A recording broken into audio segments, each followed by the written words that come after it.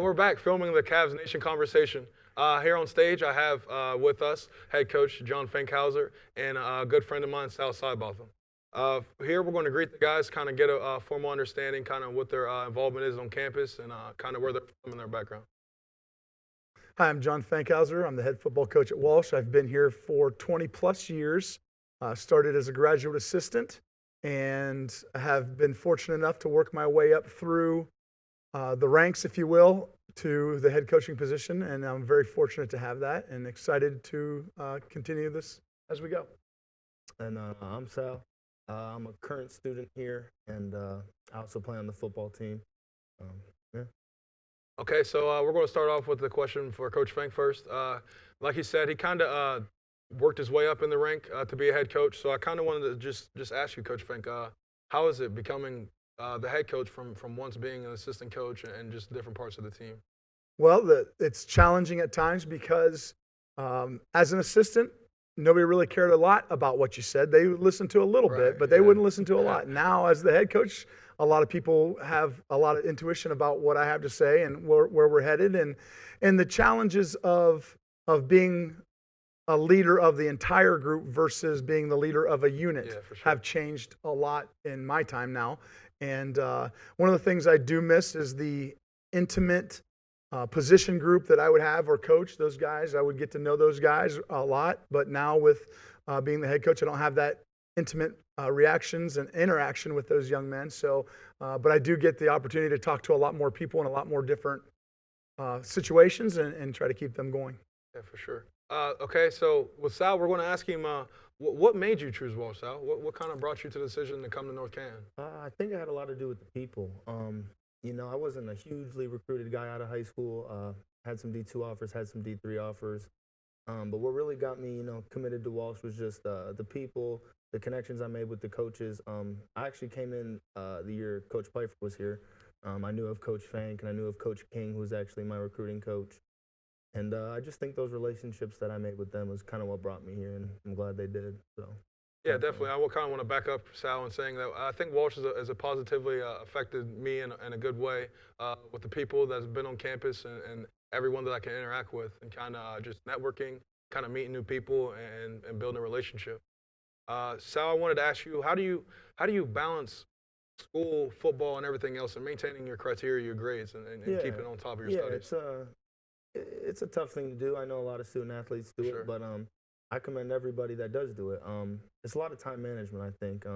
With weightlifting and practices and tests every couple of days, every week. It gets challenging, but football has really taught me how to work hard and how to persevere through challenges. So I think that's kind of that football background is what gets me through a lot of that stuff. I think a lot of athletes feel that way as well. Yeah, for sure. One of the things to build off of, Sal, is our athletes in football typically do better academically in the season semester than they do out of season. So for us, our fall semester, our GPI is typically higher than it is in the spring semester. Yeah. I know personally, because I'm on the football team as well. Coach Fink has told me that he did not care if I played it down on the football field as long as I walk across the stage with my degree. So I feel like that's a big important thing that I've definitely learned from him as well. With Coach Fink, I kind of wanted to ask you, with balancing everything, being a head coach, and I know it's a lot, and you're missing time with your family and you're away in meetings and stuff like that. So how do you balance your family and friends and everything else with the fact of on top of being a head coach? Well, it is a tough balance. And a lot of times, I will have to say this, I don't like to say this, but my family does take a side note to the things we have to do in getting prepared for each game. Sunday to Sunday is a pretty full week. So you don't get a lot of chances to see your son's basketball games or go to your daughter's softball. But you have to just try to make it up. And in today's time with the cell phones and different things, you try to catch up with things as you go there. But one of the things I've really tried hard with our staff, because our staff has some kids as well, is get home, see your kids. Stay home on Friday morning and take your son to breakfast if you can. Get around and try to spend quality time with your family as much as you can. And but the other part of that is our football team's our family. And we treat our kids like our players like our kids. So my son and daughter get to come and spend some time with our players, which you guys have gotten to know those kids as well. But it's exciting when they get to know you and see them interact with you as well. I wanted to say that being on the team has definitely impacted me in a positive way. With me just not being a good student at first and kind of just kind of slacking off. Football's kind of made me dive into being a better student as going to class, kind of time management wise, kind of getting new skills to be better in my academics. As far as the campus life goes, I kind of wanted to get a general understanding, kind of how you feel about campus life and what are your interactions with the other students. Yeah, not gonna lie. Originally, I came in and I had a lot of kids in my high school, so it was kind of like I was going to a second high school, Yeah. another 4 years of high school. But the more I've been here, the more I've met new people, the more I've gotten into different organizations and met my football brothers and everything like that. The more everything kind of gels together. I definitely think that the the campus life at Walsh is very active. I think a lot of the head of the organizations, RAs, different faculty members, they do a good job of kind of incorporating everybody. So, it's a nice environment to be at, and I'm glad I'm here for sure. Yeah, definitely. We're glad you're here. For Coach Fink, I just wanted to ask you. You said you've been here for 22 years. 22 years. So, what is it about Walsh that has kept you here and kept you going and want to kind of serve the students? Well, one, I'm a very loyal person, and I really have grown to fall in love with this place and stay here because I have had opportunities to go on and change coaching jobs or do other things. But one of the first experiences that I had at Walsh, I came here as a graduate assistant in 1998. One of the first experiences I had was to walk into now Farrell Hall and sign up for classes. I was a graduate student, so the graduate department was across in the Science Center. And instead of going over there, or the person that I was talking to saying, hey, you need to just go over to the other building, which I could have easily done, that lady said, hey, I'll walk you over and introduce you. And I thought, wow, that's different, because I came from a state school environment where that interaction didn't really happen. And to be able to walked over, introduced, and then found some things in common as we talked was very neat. And that's one of the things I love the small school feel that Walsh has. You get to know everybody. The thing I get excited about is I get to know football players, but I also get to know volleyball players, but I also get to know nursing students. I also get to know other folks around campus. And I think we have, as a football team, one of the bigger groups on campus, we have a dynamic that we can be very impactful on our campus and be leaders in our campus and in different events, not just on the football field. So I think that's one of the things that's really helped tie me here. I really love the North Canton area, and it's been good. Sure. So when we talk about culture, we want to talk about kind of changing the culture. I know it's a big thing with you and kind of changing the image of the program and just changing everything that has happened. I wanted to say personally that when I first came here as a freshman, I'm a junior now, that the culture for the football team or the image of the football team wasn't really well respected. It wasn't high up. Kind of when I walked around, people would kind of just be like, oh, he's a football player. We're not going to really talk to him. So I kind of wanted to get from both of you guys kind of the aspect of how has it changed. Or how is it different from when we were first here? Yeah, as you know, I came in a year after you, and yeah, like you said, it was definitely. I kind of came in right when everything was changing, so I didn't get the full experience that you did, but from hearing from you and from other players on the team, I mean, the culture pretty much shifted a complete 180. I mean, guys were getting in trouble, guys were not doing what they're supposed to do, and that was kind of the norm, but now it's the norm to do the right thing. It's the norm to support other teams, like Coach Fank said. It's the norm to get to everything on time. It's the norm to do everything a certain way. And I really think that's helped our program tremendously. And it's not always just about the wins and losses. It's about how people are, like you said, viewed on campus. I know that our cafeteria and all the different janitorial services, they really speak highly of us now. And that's one thing Coach Fank preaches is, getting everybody on board. Even President Collins, having him and having his support, it's huge. And I think it's done a lot for this university and for our team especially. To add to what Sal said, I think that my biggest challenge and our staff's biggest challenge was to bring in young men that we felt gave us the best chance to succeed. And that's not just on the field, that's off the field as well. One of the things I'm really proud of our football team, and they kind of took off with this, is we finished second in the country in Division II in community service hours. That's a big thing. We've done those things, but trying to change that culture, it's a daily process. And one of the things I've learned in this whole process is your culture can change dramatically, quickly, negatively. It takes a long time to continually build it up and build it up and build it up. And one of the things I'm getting more and more excited about is the things that our football players are doing, the impact that they have in our dorms, the impact they have in the cafeteria, the impact they have in the classroom is going to be immense and going to keep growing. And that's been our challenge, and that's what we wanted to do, because there's a certain type of person that can succeed here.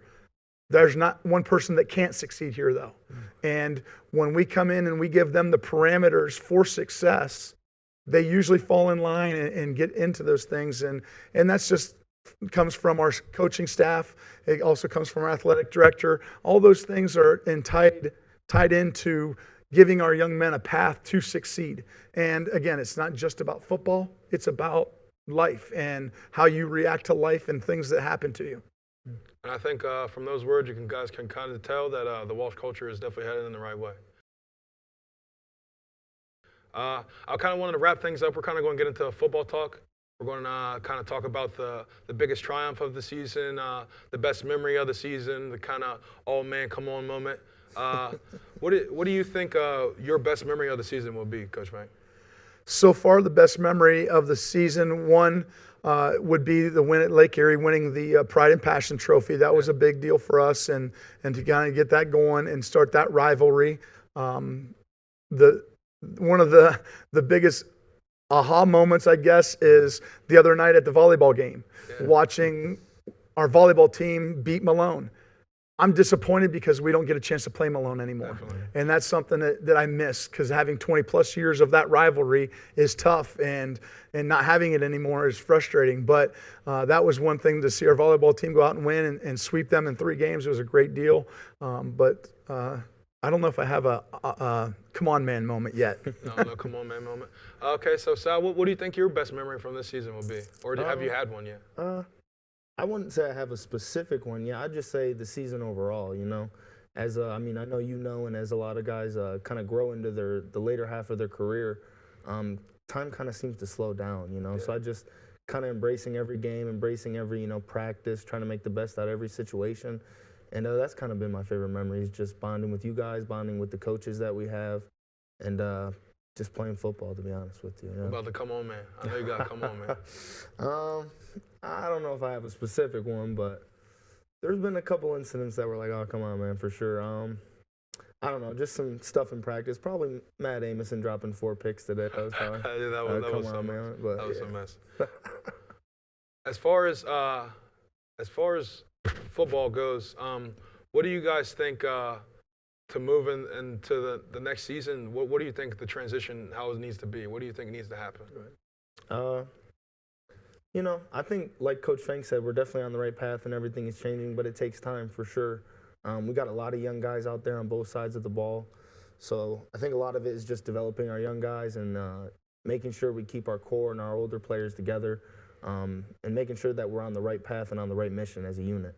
I just think that people should be ready. It's going to be a good year for sure. Definitely, and we still got sure. a lot of season left this year too. So. Yes, sir. One of the things, as I sit in my office and sit and talk with our staff, that we need to continually work on is our leadership and building leadership skills in our players and communication skills. As we are a relatively young team, we need to make sure that our upperclassmen gain more leadership skills and gain more positive interactions with our players, with ourselves as we go.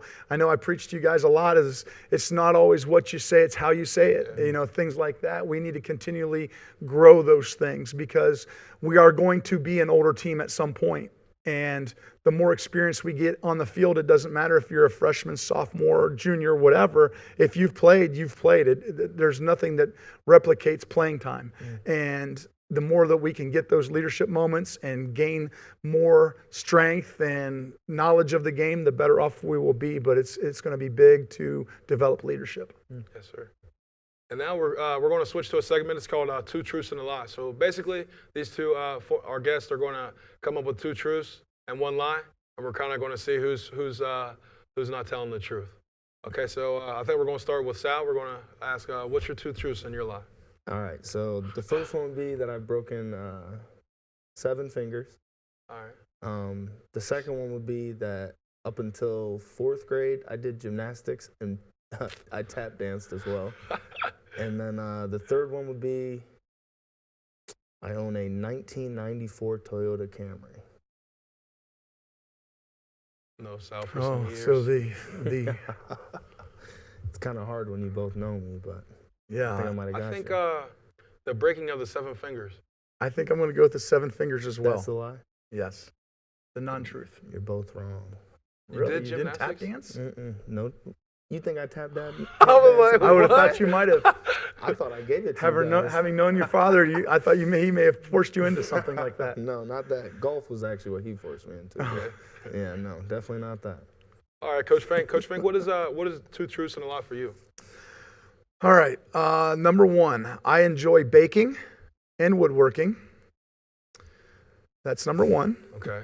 Number 2 is my son AJ and I got to spend time with Richard Petty this summer, Richard Petty. the king, Yeah. the original king. Original king. And number 3 is I won 3 national championships in college.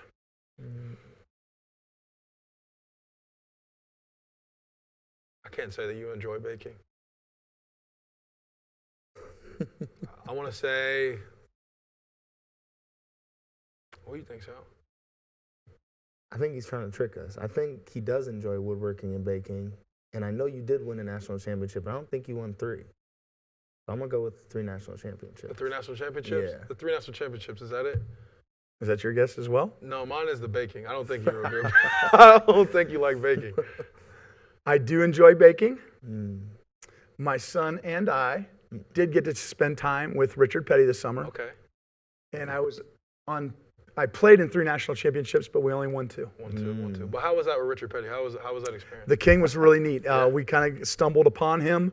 We were at a NASCAR race, and I have a friend that's part of his crew team. Okay. And we just happened to be in his hauler looking around, and all of a sudden I hear a gentleman's voice behind me say, "Hey, can I help you guys with something?" And I turn around, and it's Richard Petty, and I almost freaked out. Yeah. I want to thank everyone for coming out. I want to thank Coach Frank. I want to thank Sal. I want to thank Michael Rexis and President Collins also for coming out.